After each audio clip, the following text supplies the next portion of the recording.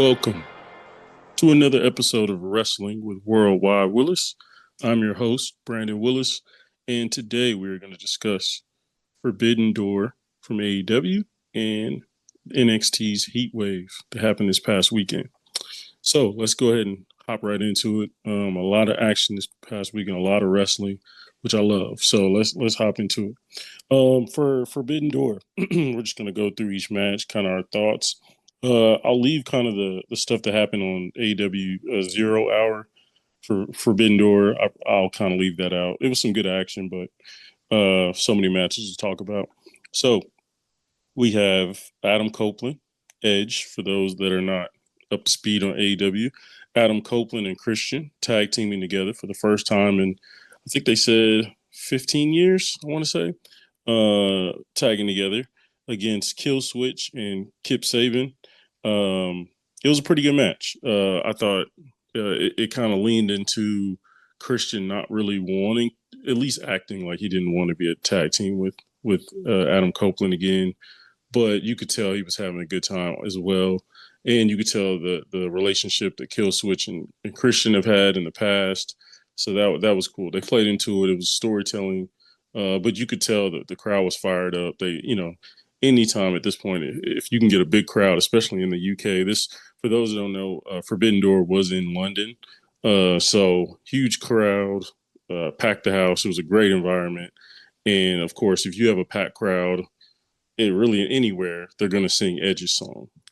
So really good song, really cool environment, really cool entrance. And I thought it was just cool to just see them in the ring together, right? Like those two, it was a while there where we didn't think Adam Copeland or Christian would ever wrestle again. And then to the fact that they've wrestled like hundreds of times to this point in the last, 3 to 5 years is really cool to see. So happy for them. Not necessarily interested that much in their wrestling ability or their matches there for that matter, but I'm one of those, like, not for me, but I can appreciate that they're able to wrestle and that they're healthy. That's dope. All right, let's move on to Kyle Fletcher against Hiromu Takahashi. Apologize if I got that wrong, but I think that's correct. But this match, man, this was amazing. Like this was for the TNT Championship. And this match right here is why I love Forbidden Door, right? This match right here is the reason Forbidden Door is like one of my favorite AEW events. Probably one of my favorite, and honestly, one of my favorite wrestling events, WWE, anybody included, one of my favorite wrestling events of the year, because you get to, for those that don't watch in New Japan all the time or get to follow it to the degree of knowing somebody like Hiromu, Takahashi, like knowing guys to that degree, I'm be honest, I don't know these guys that well in New Japan. I don't know like the mid card, the junior way, you know what I mean? I don't know every level yet. I'm still tapping in. So this was a great showcase of his talent, man. Hiromu was amazing, bro. Like him, and first of all, Kyle Fletcher, I mean, he's honestly one of my favorite wrestlers in the world right now. The dude don't miss. Like he don't miss. Kyle Fletcher is like one of those. I loved him when he was with Aussie Open. They were a great tag team, and you saw his potential there. But then now that he's put on so much muscle and he just looks the part, he looks like a. For those that aren't familiar, those that are kind of just strictly WWE people, honestly, I kind of compare him to a young Randy Orton, to be honest. And if I'm being honest, a better version of Randy Orton at that age, right? Kyle Fletcher is a better wrestler than Randy Orton was at the same age. The dude's technical ability is amazing. He has the body, he has the build, he has the look, he has everything, really. And I just think the dude is elite level. The dude is going to be a world champion sooner than later. And that's one of them ones that I'm sure WWE is like, when is his contract up? Like, let's keep an eye on that, right? Because the dude is one of them ones. He's one of those prospects. You just go, okay, Like he's going to be one of those guys. Like, okay, we get it. Like as soon as you see him, you get it. And in this match, you saw like the connection. They had great chemistry in the ring, amazing chemistry. Kyle Fletcher, when he was with Ozzy Open, they were in New Japan all the time because Ozzy Open was part of I forgot the faction, Will Ospreay's faction over there.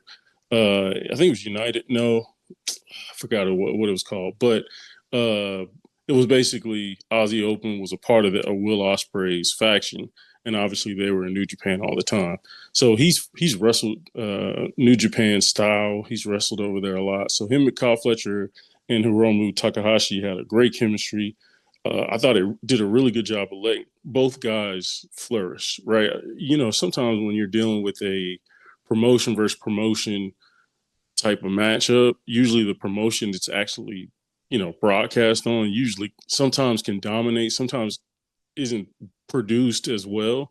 This match, you can tell they thought about, okay, let's make Takahashi like look good. Like this dude is one of the best in the world as far as like his weight class and his ability.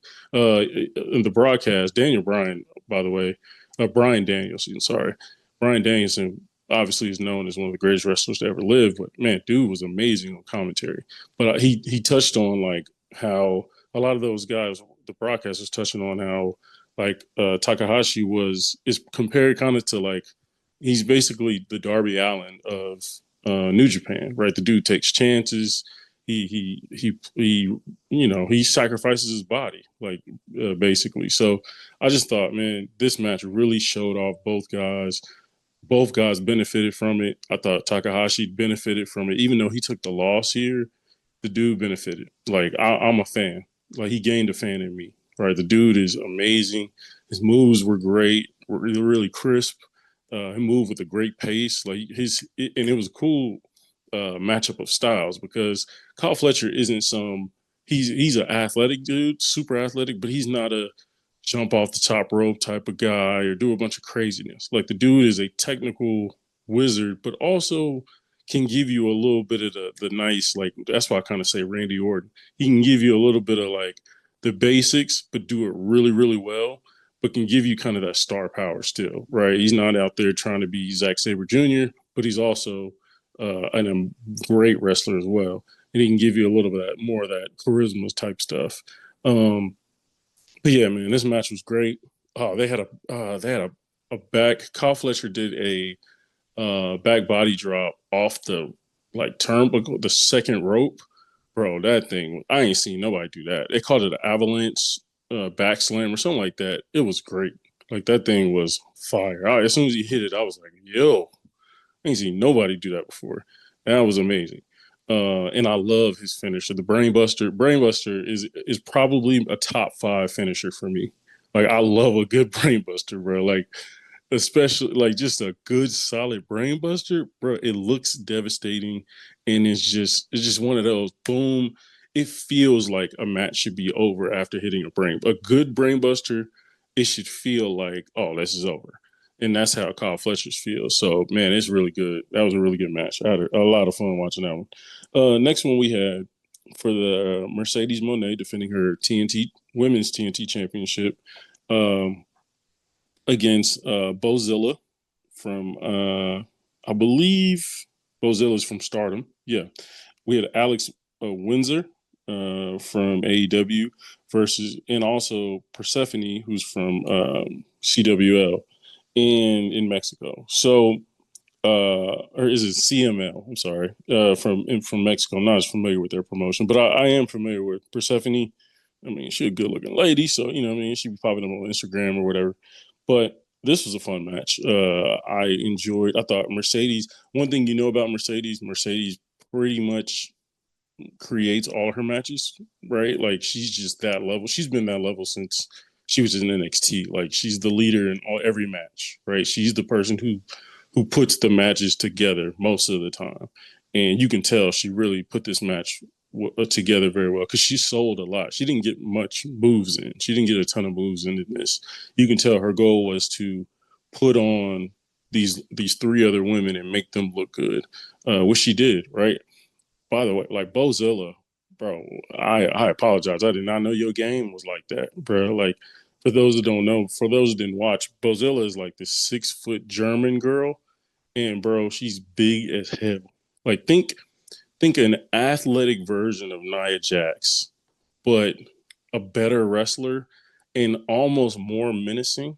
Just first of all, her entrance was crazy. Like her entrance, she's wearing a mask. Like she looks like damn near Kane walking out.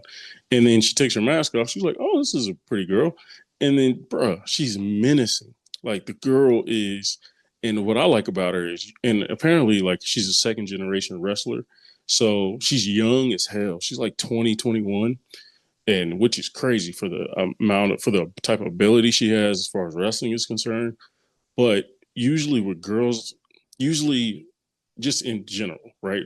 The bigger wrestlers sometimes don't really know how to be menacing. They kind of try to fake it, but you can tell they're not really that way. Or they're not really enjoying being they're used to being the nice guy, the big nice teddy bear type guys, right? Where Bozilla, especially in women's, you can usually tell for girls really about that life. Now Nia Jax has kind of become that, but I think and Raquel, not and Raquel's a perfect example. That is not a menacing girl. Like she does not want to be. She's good. She's okay. She's probably better as a heel, but you can tell like that's not her natural personality, or she just doesn't get it all the way. Bozilla at like 20, 21 years old, however young she is, bruh, she had Mercedes looking scared and it was believable. Like Bozilla was in there wrecking shop and then looking for like menacing, like predator type energy. And it was amazing to watch. Like it was really cool to see like, oh shit, like she has it. Like she has it already. That's crazy. And apparently, again, like she's a second generation wrestler. I guess her dad was a big time wrestler in Germany, and and again, the broadcast did a great job of explaining that. I did not know any of this information. I learned this purely from the broadcast, so they did a great job. I'm now about to research Bozilla, and I'm a fan again. And that's one of them ones. I'm gonna be honest. If she's not, she's gonna be in WWE or AEW within the next year and a half. I put money on it. She's too good, too young. That's just one of them blue chip prospects. One of the big companies is gonna get. But yeah, Mercedes comes out with the win here. I thought Persephone looked good. I thought Alex Windsor looked good. Alex Windsor's from the UK, from London. I'm pretty sure from London. So she was kind of a crowd favorite, but she started out as the crowd favorite. Obviously, the crowd loved Mercedes. She's the big star in the match, but they were really rooting for Bozilla just because they were like, oh snap. You know how a crowd can like turn and be like, whoa, like this girl is really good. Like I'm rooting for her, you know. So that's kind of how it started. Uh, but Mercedes wins the match. She set the match up really well. She took a lot of bumps. She basically showcased the other three women and then escaped with the win. Perfect. That's a perfect way to do that. As the vet in a match with three other youngsters who are talented, yeah, let them do their thing. Let them do their thing. I'm gonna keep my belt, but I'm gonna let y'all do your thing, and then I'm gonna escape. Especially as a heel, I'm gonna escape, get up out of there. We won. That's a win, right?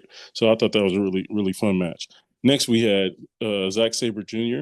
defending his IWGP Heavyweight Championship against Nigel McGuinness.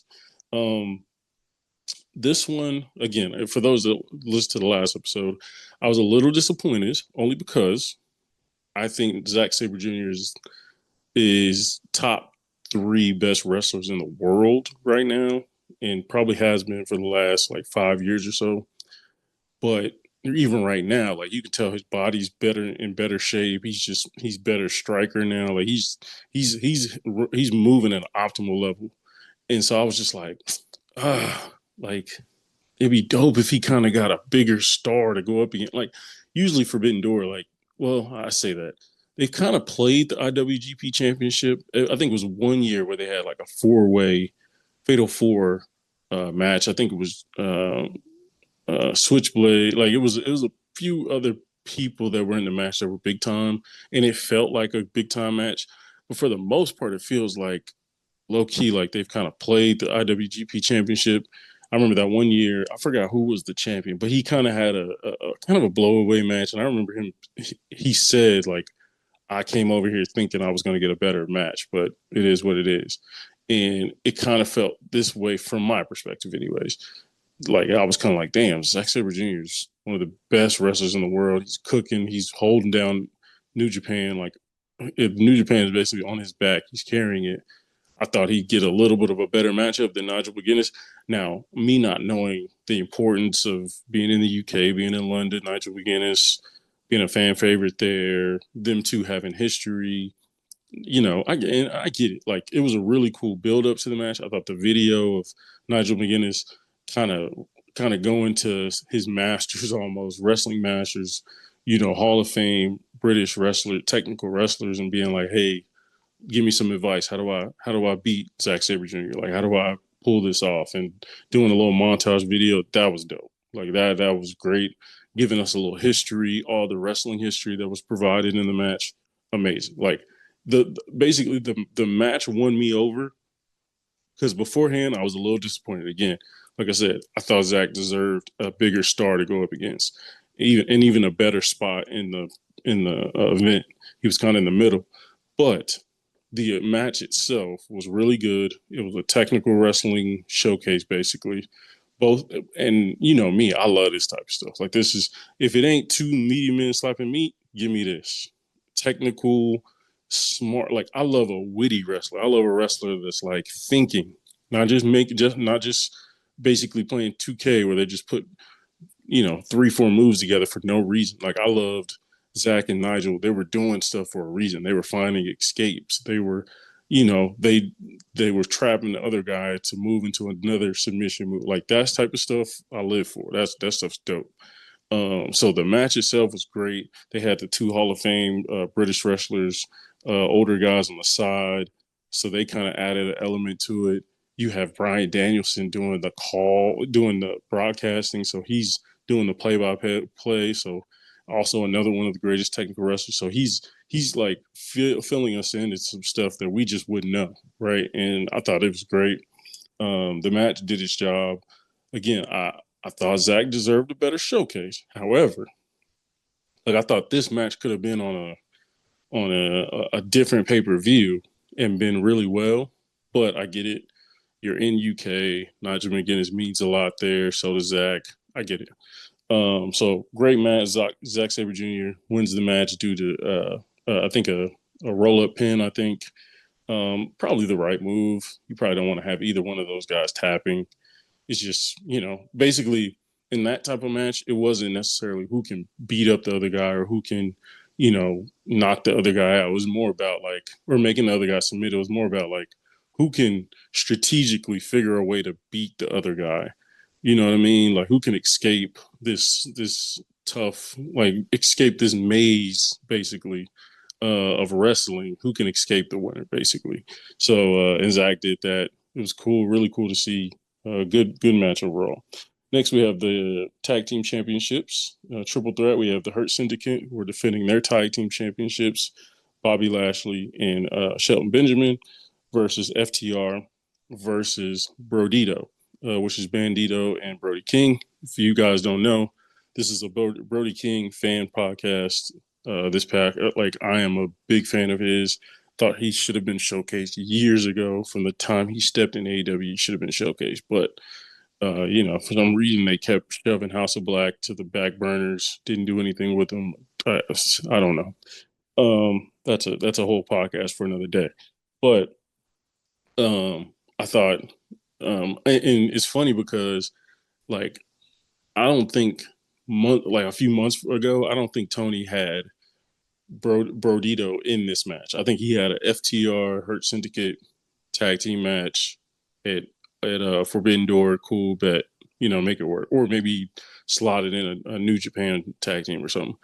But Brodito has gained momentum over the months. You know what I mean? They beat the Young Bucks.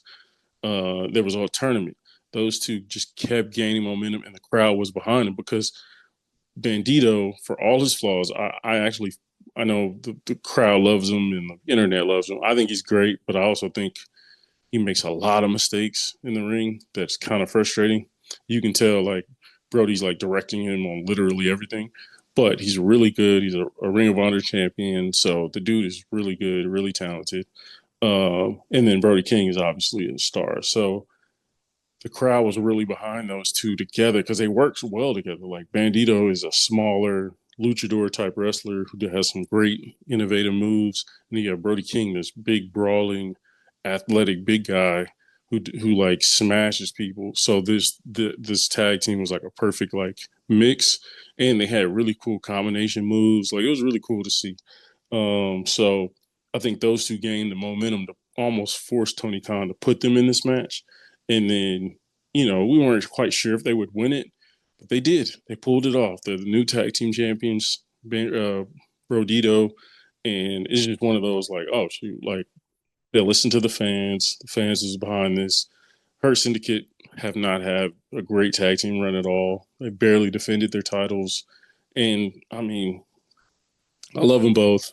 Love Shelton, love Bobby Lashley, but their run in AEW hasn't been great. So hopefully this means Bobby Lashley can go on a singles run, but we know how AEW feels about big guys, which is the very reason we have Brody King in this, has never held a singles title in AEW to this point. Like that's my point, right? Like big guys, they do not like putting big guys on unless you're Samoa Joe, or freaking, like for some reason Hobbs and some other random guys, like homegrown guys, they might give a chance. Wardlow, but outside guys, they don't really give a chance. So I don't know. We'll see, but I am super happy with them winning the match. Pretty good match. Wasn't anything special, but he got the job done. Right? It gave us the results we wanted, which is Brodito winning it. Then we had Toni Storm versus Athena for the women's championship. Really good match. You kind of expected it. Like both of these women are some of the best wrestlers in the world. Athena's had a great run these last couple of years as the Ring of Honor Women's Champion, and she put on. Like for those that don't know, Athena is Ember Moon from NXT. Had an great NXT run, and then went to the main roster, and Vince fumbled her, but to no surprise. But she went over to AEW and Ring of Honor and really started killing it, and really had a very underrated run in Ring of Honor, and had some great matches, but still great. Her finishers still amazing. Basically, for those that don't know, her finisher is basically, think of the Stone Cold Stunner, but doing it off the top rope, right? Jumping off the top rope and hitting somebody with a stunner. Like that's her finisher. It's a really cool move. One of the best moves in wrestling, honestly, especially for women's finishers. It's elite. Because the women don't have like a ton of great finishers. Some of them are honestly like Sol Ruka's finishers, top 10 men or women, right? But most of them don't have great ones, or ones that stand out a lot. So, yeah, Toni versus Athena, really good match. I've become more of a Toni fan over the last. I mean, obviously the timeless Toni Storm run has been a Hall of Fame worthy. Like, I think this run has put her in a different echelon of history, right? We all know that. Like, she's about to go down as one of the greatest. I think, like, if she can continue this run, uh, but I've become just way more a fan of her wrestling style. It's very old school, um, very like hard hitting, and I kind of already knew that, but like she didn't get that many opportunities in NXT or in WWE in general, the main roster too. So she never got to really show off her wrestling style, which in the AEW she does. And like her finisher is a pile driver, right? The Storm Zero, I think it's called. Great move, right? Very basic, but that's her gimmick. Like she's old school. Like that's it. Like back in the timeless Toni Storm, she kind of talks like she's in the 40s or 50s or even 30s, right? Like in that day, during that time, the pile driver was that move. Pile driver was an ender. Like that, the match is over once you hit a pile driver. Now it's a little overused. We all know that, but it is cool to see somebody like no matter how many times people are using it, it doesn't matter. My pile driver is better. My pile driver is the finisher. That I like that stuff. That's why I think. Side note, I do think certain wrestlers should bring back the DDT as their finisher. I truly believe certain wrestlers should use the DDT. The DDT is one of the great, especially like a snap DDT. they should use that as a finisher and just be like, this is my finisher. If I hit you with this, if I hit you with the Jake the Snake style DDT, it's a wrap. And I think somebody should lean in. To me, that's a huge missed opportunity for some guys.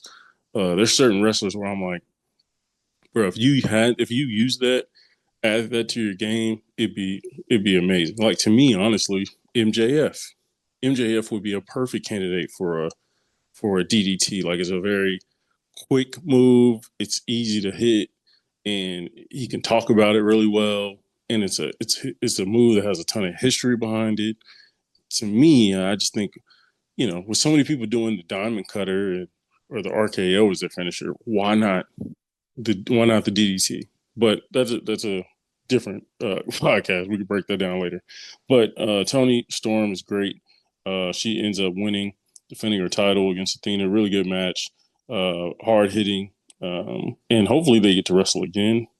Tony's had two back-to-back amazing matches. The one with her and Mercedes is like damn near match of the year level match. And this one isn't quite that level, but it is a really good match. Then next we have Hangman versus MJF for the men's heavyweight championship. And this was a really good match. Like this might be my favorite match of the night. I think MJF is so underrated in the ring. I think so many people are distracted by the other things, but like the dude in the ring is really good. Like he can pull off most moves. He just keeps it simple, which he should do. You shouldn't be out here doing a bunch of wild stuff as a heel, right? That's kind of the antithesis of a heel.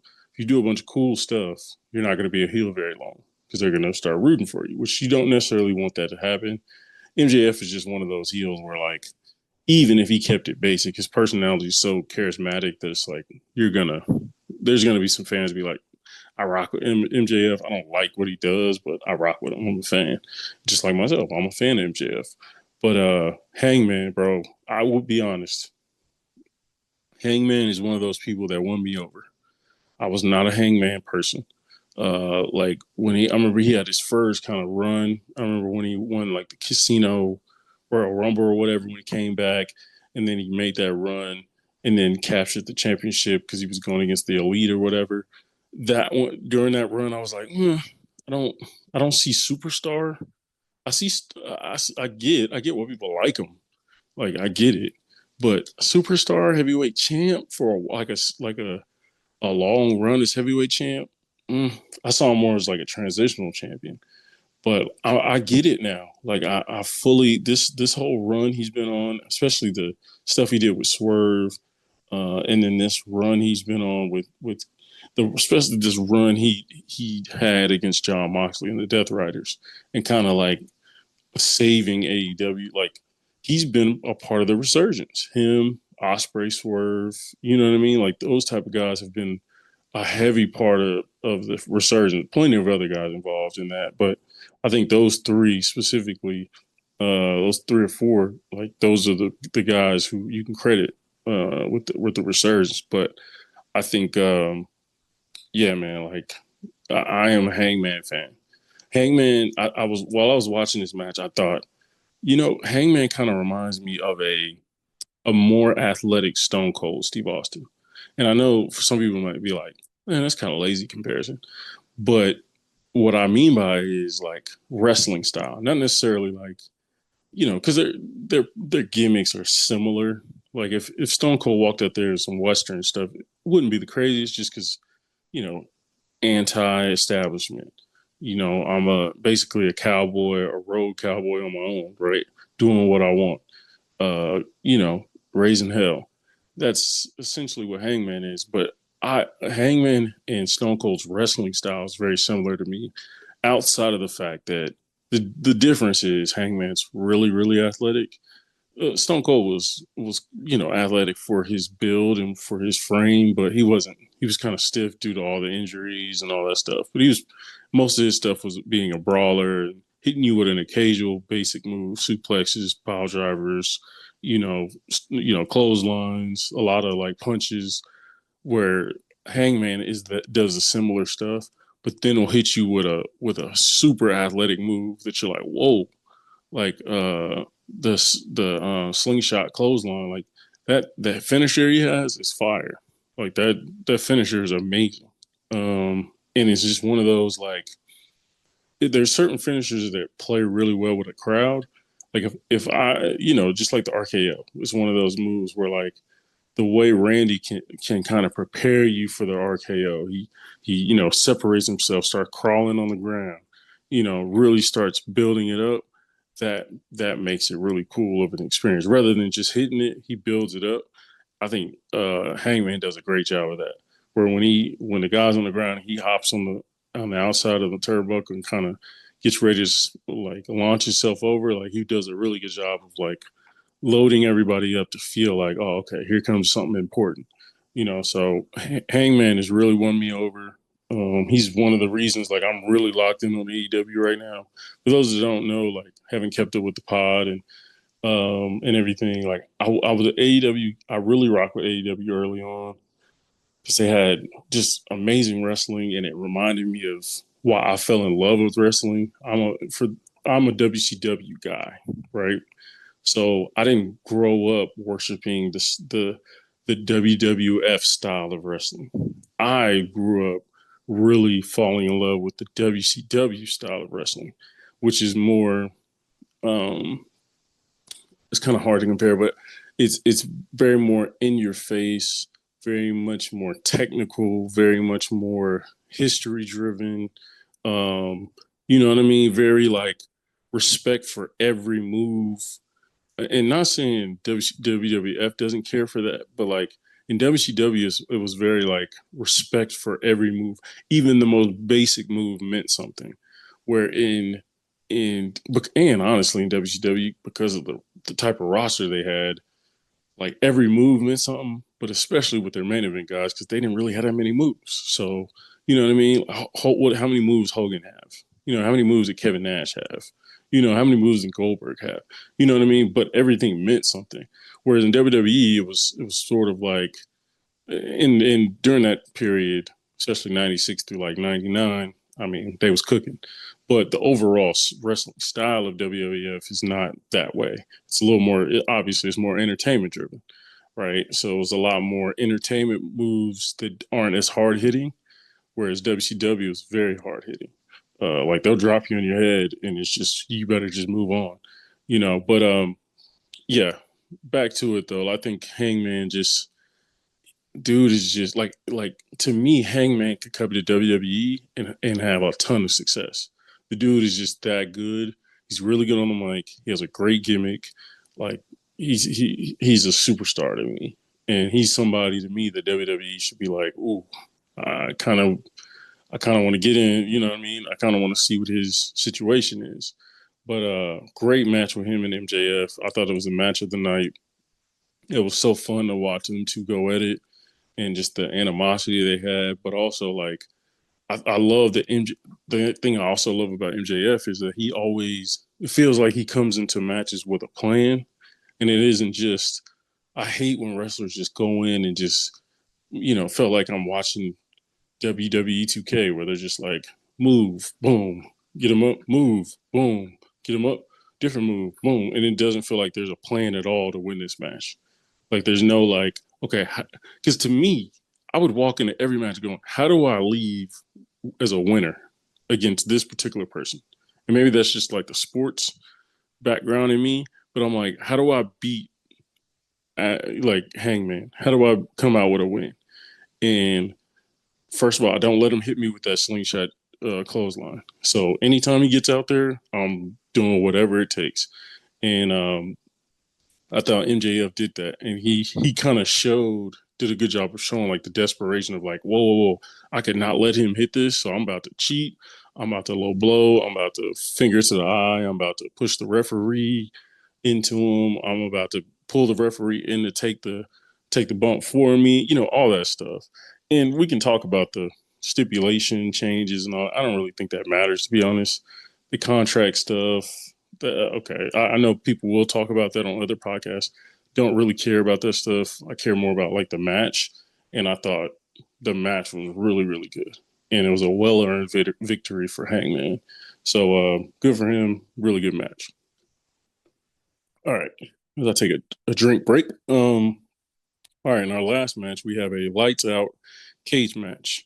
Um, Basically, it is kind of like and this is very WCW. WCW used to do this all the time. They just put like 5-on-5 cage match and just pure chaos in it. You know what I mean? But we had the Death Riders, which is John Moxley's faction. I think it was John Moxley, um, Cesaro, Gabe Kidd, and then the Young Bucks versus Will Ospreay, Kenny Omega, Ibushi, uh, Darby Allin, and Hiroshi Tanahashi.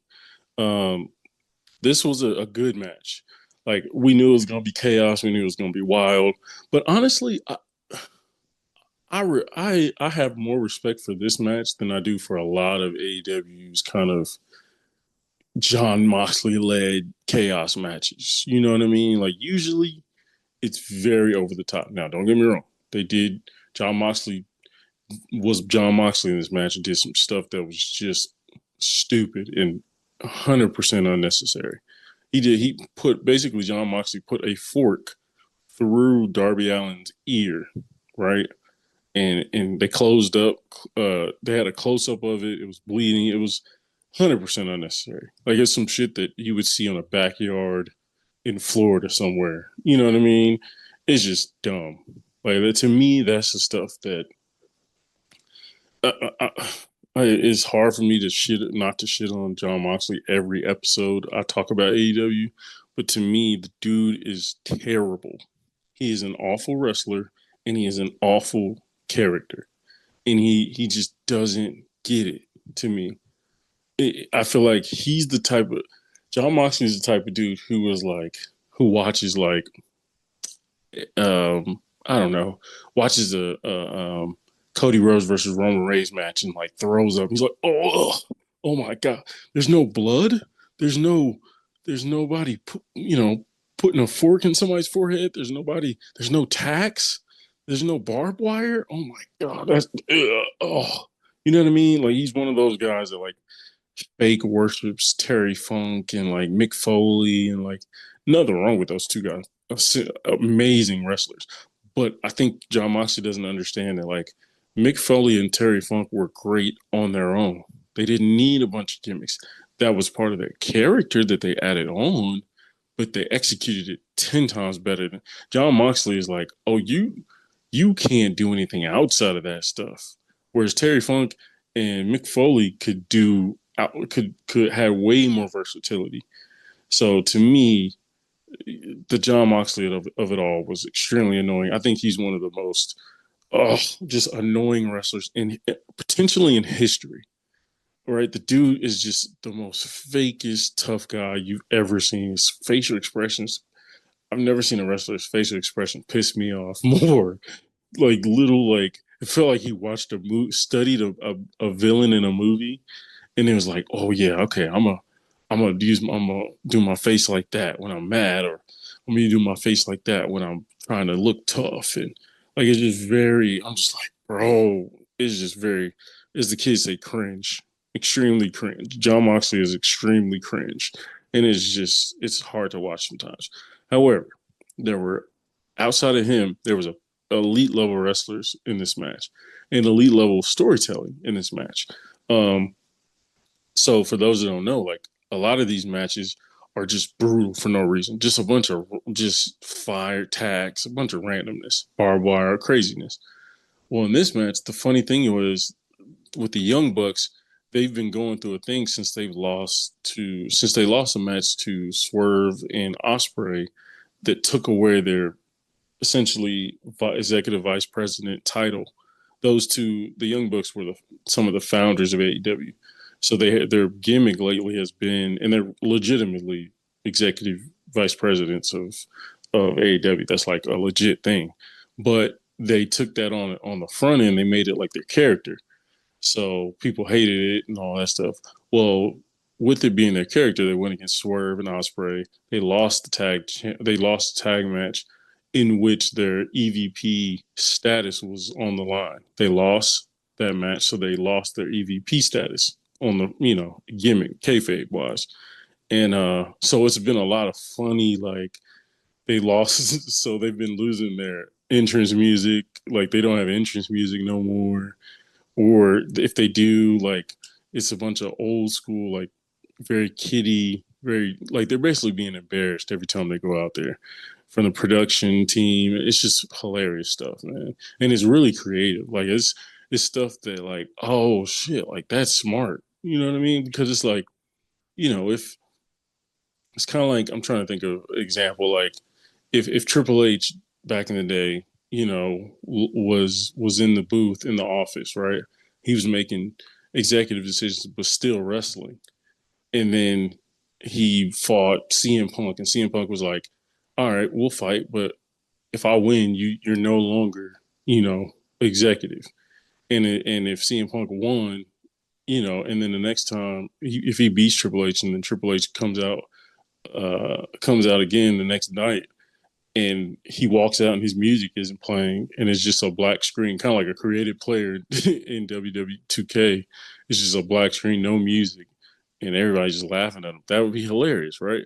But that's kind of what we're seeing here in AEW with the Young Bucks.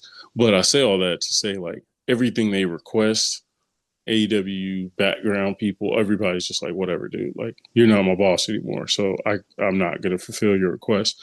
They requested, like, the most dangerous weapons under the ring during this match. They pulled out a bag. It was gummy bears. That was hilarious. I guess that's a bit from. They had a match earlier in their careers with the same thing happened. That was kind of a callback to that. But yeah, man, really good match. I enjoyed it, and it had a sentimental value just because it doubled sentimental value.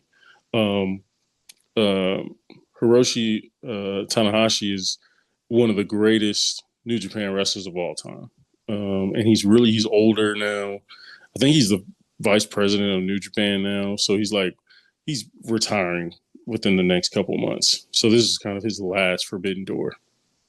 And you could tell every wrestler in the match was trying to make him look good. You know what I mean? He had a lot of showcased spots. Didn't execute him that well, but he's also super old. So it's like, you can't hold that against him. And he's a Hall of Famer, right? Dude is one of the, goats of New Japan. But you could tell everybody was like, man, this is his last go. You know what I mean? And it was kind of like, all right, let's give him his moment. And that was really cool to see. Um, and so that was sentimental. And then Will Ospreay. So apparently Will Ospreay's hurt. He hurt his neck pretty seriously, and he's gonna have it checked out after this match. And he isn't sure quite what the surgery is gonna look like. And if he's basically said, like, if the surgery is too serious or life threatening, he's just gonna retire. So this Will Ospreay is from London, right? This is hometown. This is, so basically Will Ospreay is about to wrestle in his hometown for potentially the last match he ever has. So you could tell he was super emotional coming out. They had a whole montage video about his career, wrapping it up, and then his entrance. Like, he was damn near about to cry. And so even after the match, like, it was a bunch of, like, very sentimental stuff. So that was really cool to see. You know what I mean? And it kind of sucks because Will Ospreay, again, he hadn't even been AEW World Champion yet. Like, the dude is, I ain't gonna say just started, but he's only been AEW probably like 2 years maybe. And he's been, again, a part of the resurgence of AEW, right? Like, when he got to AEW, they were barely filling up a small, ballroom, where now they're, I mean, in arenas, legit arenas all the time, because they've gained their audience back. And so it just sucks to see that. Hopefully he recovers just fine, and hopefully he's good. But, we'll see. I do think it was very unnecessary after the match. Jon Moxley Death Riders attacked him again to end it. It wasn't necessarily on the pay-per-view feed, but they showed it after in the social media. It was just extremely unnecessary. It was very AEW. You couldn't just let a moment just be. Like, you had to throw extra on it. right? When it's like, why? Right? Like, this is one of the greatest foreign born wrestlers ever. This is honestly one of those wrestlers that, you know how like wrestlers now, or even a little earlier, were like, Shawn Michaels is the wrestler that truly inspired me to wrestle. Or they're like, Seth Rollins is the person that maybe inspired me to wrestle.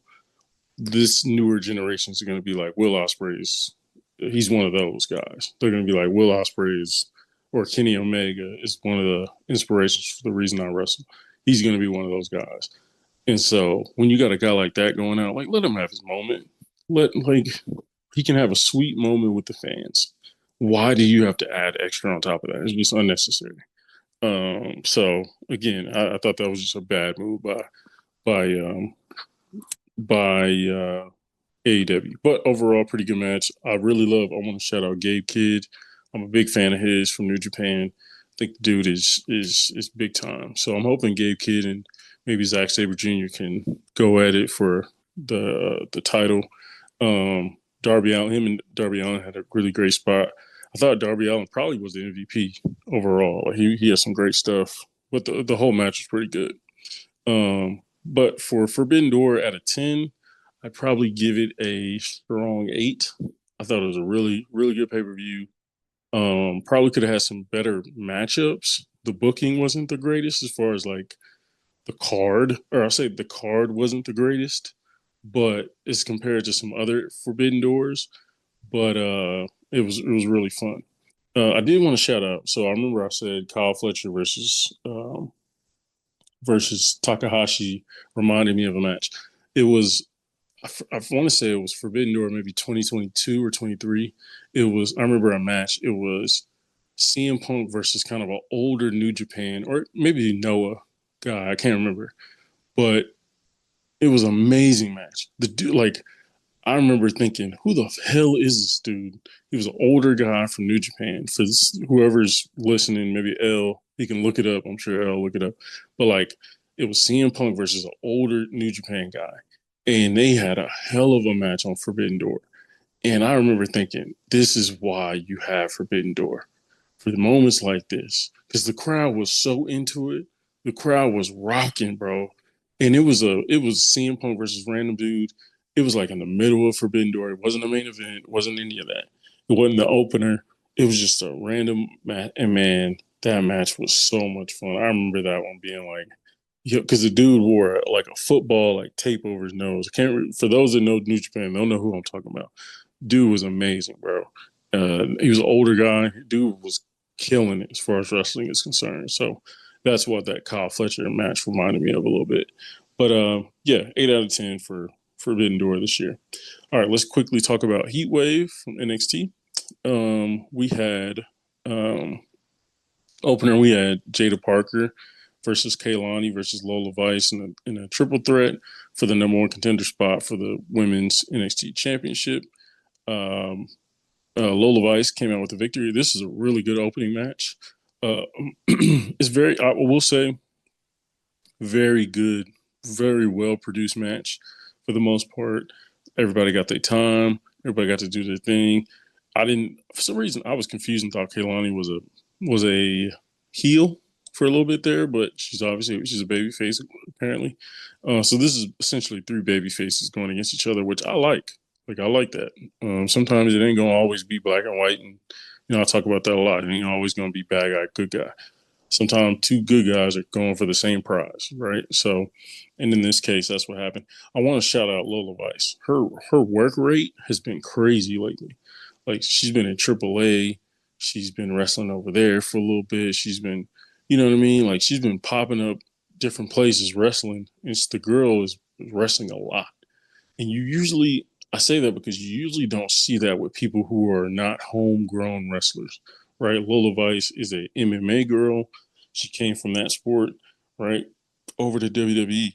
Usually when somebody comes from somewhere else to WWE, their work rate isn't to that degree, right? They're not the person who's going to travel to the other promotion, wrestle, and then fly back here to this show and wrestle, and then usually not the case, right? So shout out to her. Her work rate has been great, amazing. She's been rewarded as she won that number one contender spot. Lola Vice is really dope. I would have probably had Jada Parker win this match. However, I think they know with Jada Parker, like she's a star, whether she has the belt or not. So I don't. I think they know that, and I think they're gonna capitalize on this low moment for Lola Vice. Kalani looked impressive as well. I'm not the biggest Kalani fan, but she impressed me in this match. Sometimes her stuff's a little too pretty for me, as far as like gymnastic-y. I don't know if that's a word, but you know what I mean. You know what I'm saying? Like very gymnastics, which is her background, which makes sense. But it's just kind of like I prefer a little more hard hitting stuff, which she brought a little more hard hitting stuff in this match, which I liked. I don't like her finisher though. Her finisher's trash. Well, no, I say her finisher, her signature. I really don't like her finisher either. It's kind of the Naomi springboard, kind of like the God damn, forget my dude's name. But when he used to be with the Miz's old partner, the split springboard backflip. Naomi does it as her finisher now. I don't like that finisher. I think it's kind of weak. But again, I talked about women's finishers, not the greatest. And to me, she's super athletic enough to where she could get something else. She could do something else off the top rope as her finisher. But overall, really good match. I don't. I would have had Jada win, but I'm not mad at Lola Vice. I'm not really mad at any of them except Leilani, really. All right. Then we had tag team match, Hank and Tank against Dark State. Solid match, not the greatest. I do like Hank and Tank. This is one of those big meaty men slapping meat type of matches, which I usually enjoy. Dark State's a little young, so they're still getting their legs under them as far as like wrestling to that level or that standard. But I do like the result. Putting the belts on Dark State is smart. Gives them more stake, gives them more, you know what I mean, more teeth to them a little bit. You can take them a little more serious because they've won something, right? And they're collecting some gold. I love what Dark State they're doing with Dark State with the tall white guy. Like every time he'll like Dark State will basically come out and be like, they'll have an interview and be like, yeah, man, we run NXT, blah, blah, blah, blah, blah. Or they're talking trash to somebody. And then the tall white guy like adds on at the end and says something real sus, real like pause worthy, like real like, hey, yo type stuff. Like he'll be like, yeah, we're gonna be on top of them or we're gonna get behind them and make them feel us. Or he says something real pause worthy and he does it every time and it's hilarious, bro.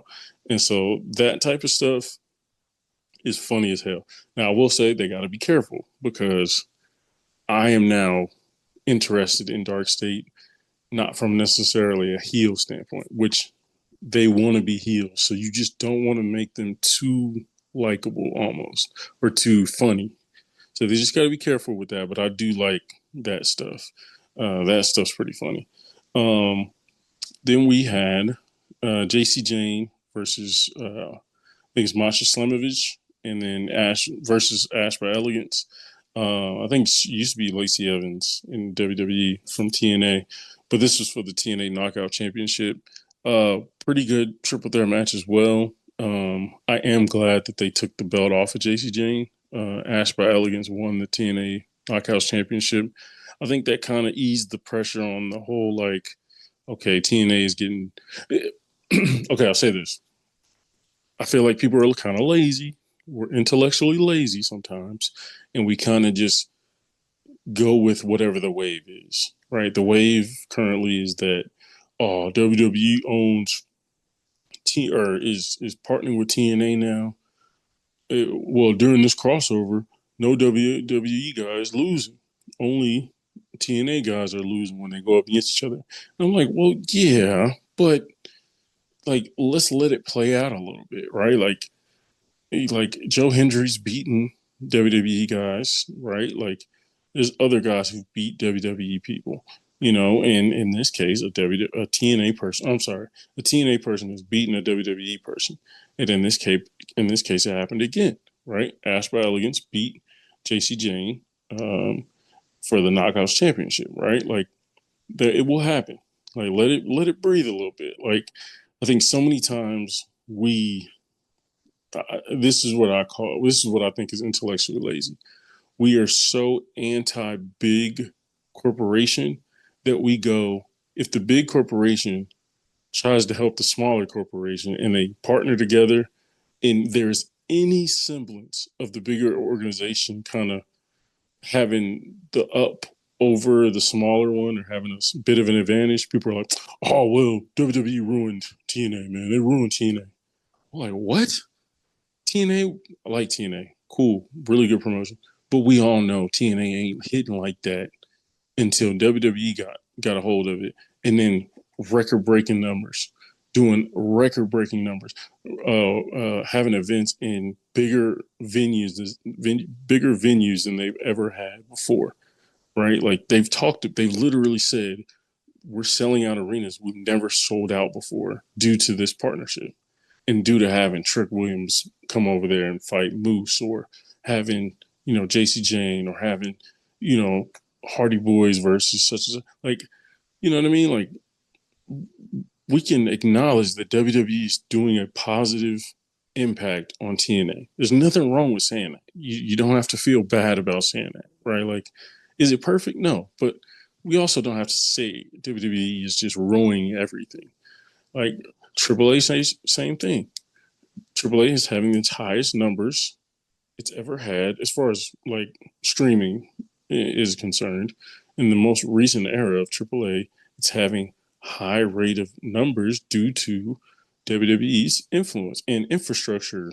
You know what I mean? Handing over its infrastructure and helping out Triple A a little bit, like with more audiences lending some of their wrestlers over. Right? Like I just feel like sometimes we feel like we can't give props to WWE at all, like ever. You know what I mean? So, anyways, yeah, JC Jane loses, Ash by Elegance wins. Then we had a really fun match: Chelsea Green and Ethan Page versus Tyria Heights and I forgot my guy's name. It doesn't really matter if I'm being honest. The main point of this is Ethan Page. Whoever thought to put Ethan Page and Chelsea Green together, genius move. It might have been way more obvious than I'm thinking, but like this pro Canada thing that they're doing with them two, and amazing. Like them two are so good together. Ethan Page is a superstar. Dude is hilarious. He should be on the main roster pretty quickly. And then Chelsea Green, we know what type of charisma, what type of aura Chelsea Green has. But putting them two together, I mean, perfect heel partnership. Hilarious, cheating together, doing it so well that the crowd is chanting for them.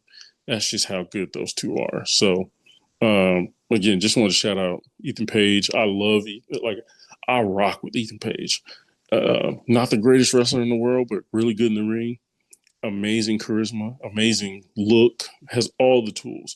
But I rock with him because in AEW, when he wasn't getting the shine, he was, I'm a nerd, right? So I love, he's a big time nerd too.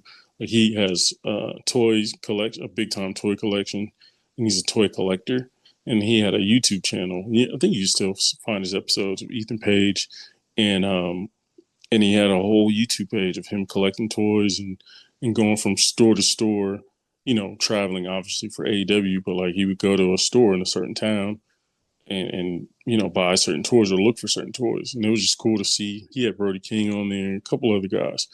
And so I rock with him. That was before he was even doing really well. Because, in AEW, like if they didn't have immediately plans for you, like you were buried to the point where you probably weren't on TV for months. And that's kind of the purgatory he was in. But I love that he felt like, you know what, I'm not where I want to be at, so let me lock in. He shut his YouTube toy collection YouTube down, shut it down completely, stopped doing it, locked in, got in the gym, got in even better shape, signed with WWE, and has been on a rocket ship ever since. So I rock with Ethan Page super heavy. You know what I mean? It's just dope to see somebody be like, I'm not where I want to be, so let me lock in and get myself there. You know what I mean? So really rock with him. So love to see that he's, now he's won the NXT championship. I think he's won the North American title twice now. Dude is amazing. He changed it to the Canadian championship. Like, that's super smart. That's smart stuff. That's great heel stuff. Playing the whole country thing, especially right now in this climate. Really smart stuff. So um, then we had, see if I missed anything. Then we had Jordan Grace versus Blake Monroe, formerly known as Mariah May for AEW fans. But this is a really good one-on-one match, really fun match. I really like Blake. I really like Jordan Grace. Jordan Grace is always great. Again, another person. I was talking to somebody else about this, how like people feel like WWE's taking all the good TNA talent, but like honestly, they've done TNA a favor. Like they didn't just take Jordan Grace. Like they literally gave her, while she was the TNA champion, gave her one of the best spots you can give somebody, which is the Royal Rumble, and featured her in a Royal Rumble. Then did it again. You know what I mean? As a TNA wrestler, like they same thing with Joe Hendry, right? Like give him a spot and give him a lot of showcase, even when he's not even a WWE guy yet. You know what I mean? He will be, but he's not. So they basically like slowly transition these people over to WWE. But while they're in TNA and they're moving, transitioning, they showcase them to where they build up, and that way TNA gets something out of it essentially. So I thought that was cool. So it's cool to see Jordan Grace now, WWE killing it, doing their thing. But another person I rock with, Blake Monroe, Mariah May. Mariah May is one of those people, similar to Ethan Page, a little different though. Mariah May has a dope story. Like she, as a kid, you know what I mean. She wanted growing up, wanted to wrestle. Had a really big love for Tony Storm. Almost studied Tony Storm and was like, okay, how did Tony Storm, get to this level? What path did she take? And what I love is that Mariah May in real life, like Blake Monroe, went over, was like, I want to wrestle. I need to learn. I need to train. And she's like, all right, I'm gonna train here for a little bit. I'm gonna go over to Japan and train. So she goes over to Japan and trains. And for those that don't know, like wrestling is such a global sport. It's crazy. That's why I love wrestling, because it's global. It's kind of like basketball for global sport. And in Japan, like they have like world renowned wrestling dojos where you go to train at. Now, I'll be honest, the stuff they do at these dojos sometimes is not legal. Some of the stuff they do to these people is brutal. Like there's been literal like people have gotten really hurt or abuse, or you know what I mean, like some crazy stuff that is happening at some of these dojos. But if you make it through and get a really good trainer, they will have you prepared to work at any promotion in the world. Just the level of training you're going to get in Japan, they will smack you. Like there's no pulling punches, none of that. Like when they hit you with a high knee, that thing is, you better duck. You better duck your chin in, because you're going to get hit. So I love that Blake Monroe is like basically carved herself from a very elite process in Japan, to the point where she went over there, trained, started working for Stardom, which is one of the best promotions, especially for women. Like Stardom has produced so many great women, Io Sky, Asuka, like so many great Kairi, like so many great wrestlers have went through Stardom, to the point to where, like I talked about earlier, Bozilla, big time star, come moving up. She's in Stardom, and so to cut your teeth in Stardom, like that means you're working some of the best wrestlers in the world. And so to then go from there to Stardom over to AEW, is in AEW for a short stint, but makes a huge impact as Mariah May has the biggest, probably the greatest women's rivalry in AEW history with her and Tony Storm. Like that was amazing. Then they have a bang out match at All In. I think it was in London. I think it was in Wembley Stadium. I think, and have a Hall of Match of the Year candidate type of match with them two. Like, and then to do that and then to come over to WWE in NXT and rename yourself to Blake Monroe and have such a hot start, like again, I rock with Blake Monroe. So it's really dope that she got the win here. I think she's slowly going to move her way up to becoming the champion. I think she's kind of on a, I don't want to like a totally different path as far as like history of coming to the WWE. But once you're there, a very fast riser, I think she's going to have a path of Tiffany Stratton. Tiffany Stratton got there, killed it a couple times, and boom, title immediately. Like I think Blake Monroe has that.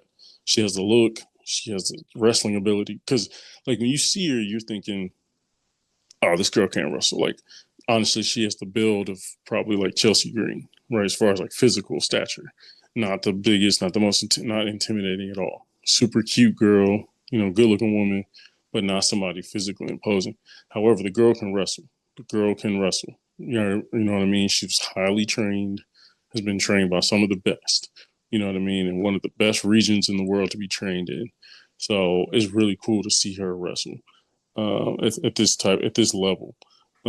So her and Jordan Grace, great match, great performance from both of them. Blake Monroe comes out with the win, and then finally we have Obafemi versus Javon Evans. Really cool match. Not the greatest match of all time, but really cool match. I'm glad Oba won, but I also understand the disappointment of those who wanted Javon to win. I think Javon is the next one up. Has some time. You know what I mean? Because I think people forget how young Javon Evans is. Like the dude is young, so he has still some more time to kind of season up. Because I've heard people be like, Javon Evans should be on the main event, on the main roster, and it's like, talent wise, the dude is main roster ready right now. We know that, but I think he still needs some more seasoning, right? Like so many times, being a champion, like having to hold a belt, having to change your character to be the champion, not just the challenger. Like you can learn a lot from that process. I think Obafemi has gotten 10 times better just because as being a champion, having experienced that before going to the next level. Same thing with Tiffany Stratton, Io, Rhea Ripley. You know what I mean? Plenty of wrestlers who they kept down there for a little bit, held the title, and it got them better and more ready to then move up. You know what I mean? So, um, yeah, I think they hopefully Oba holds it for a little bit longer, and then maybe a stand and deliver. They move on to they basically whenever they do next year's draft or whatever they call it. Hopefully Oba can move to the main roster because he's definitely ready. His character's ready, all that, and when he shows up, it's gonna be fun because dude, like him, think of him versus Gunther. You know what I mean? Or him versus Brunson Reed, or him versus Sheamus, or any of that. Like it's gonna be fun. So uh glad Oba won, but Javon Evans is also a superstar. NXT's men's division is improving slowly but steadily. It's improving, and they're doing a good job of like tossing some TNA guys in there to kind of make up for the lack of depth because I like their men's wise they're kind of lacking a little bit. Looks like Ricky Starks is going to be the next challenger. God, I hope they don't put him as a champion. I am. I sold my stock on Ricky Starks when he was in AEW. I wasn't an investor immediately. I know some people who are like, Ricky Starks is the next guy. The way he talks on the mic and all that stuff. I wasn't sold all the way. I still invested because he does talented, but I'm hoping they don't make him champ. Don't put him as a champion before you put Javon Evans as champion. Javon Evans is next in line, whereas Ricky Starks, I'd put him behind Ethan Page, honestly. Like if I had to rank who's ready to be champion immediately, I put Ethan Page higher than him. Ricky Starks just doesn't do it for me. On the mic, he's kind of corny. Like he's a very like The Rock style. Because like if you go back and watch and listen to The Rock's promos now, extremely cringy. Like, you're like, oh, okay, all this is predictable. But as a kid, you were like, oh, that's dope. Whereas now you listen to Ricky Starks and you're like, man, this is so formulaic. Like we know the digs, the little jokes, and then he's gonna give you a, I'm the best, blah blah blah. So I don't know. Ricky Starks, I'm good on. I'm straight. I think the look isn't there. I don't think the wrestling pedigree is there either. So it just doesn't justify moving him to the top of the line as far as champion. So it looks like he's going to contend for it against Ova, but hopefully he gets squashed. Hopefully. But yeah, appreciate y'all rocking with me. Again, I had a great weekend of watching wrestling. Hopefully you guys get to watch. And Forbidden Door was on Amazon Prime, so you can go back and watch it. That's where I watched it. I haven't watched the replay of it on Amazon Prime. You can do that. And then Heatwave was on Peacock. Um, Now they're changing some stuff up with WrestlePalooza in September. That's going to be on ESPN. It sounds like the ESPN thing was supposed to happen in 2026, but they're essentially ESPN has kind of taken over already. I think Peacock has one more event under their umbrella that they're going to stream for the main roster, which is I think Saturday night main event.